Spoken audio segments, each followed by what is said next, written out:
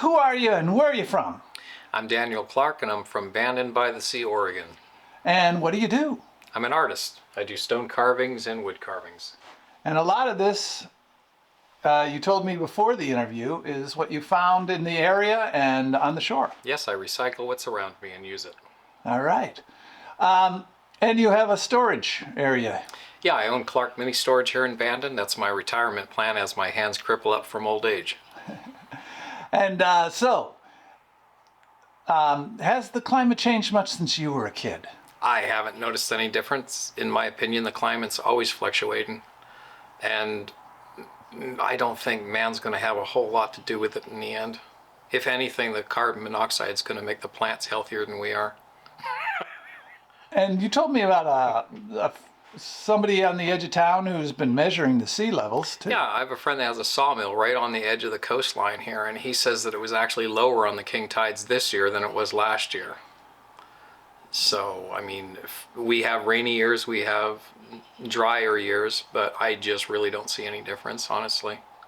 Very good. And so on an everyday basis, do you worry much about the climate, say on a scale of 1 to 10, 10 being the most worried? Where would you put yourself in that? Worrying about the climate's like a flea worrying about which dog he owns. In the whole perspective of things, I honestly don't think that we have a lot to do with the climate. I don't believe in pollution. I think it's, wrong.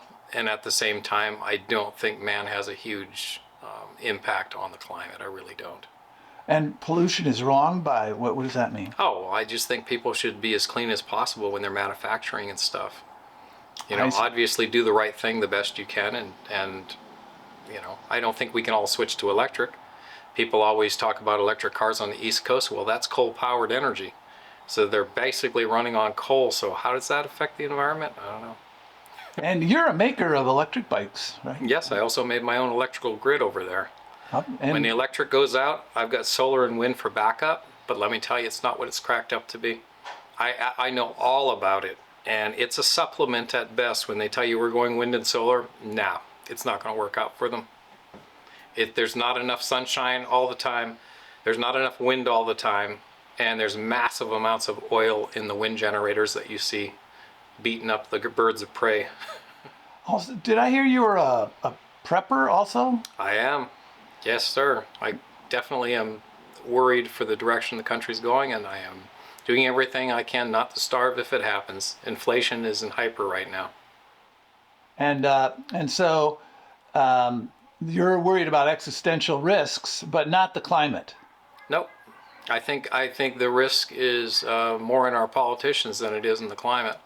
In fact, when I look at climate change and all the hype, I see a new religion.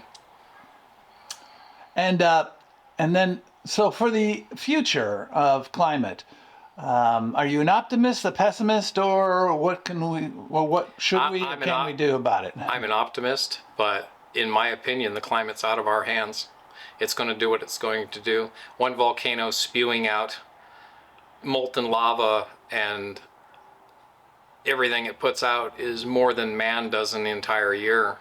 Nature has its own way of forest fires. We had forest fires last year that put so much smoke into the atmosphere that there's no possible way we could have generated that much smoke and it's clean again. Of course, we have a lot of rain up here too. It helps to clean things up. Very good. Here on the 20th of March in Bandon, Oregon.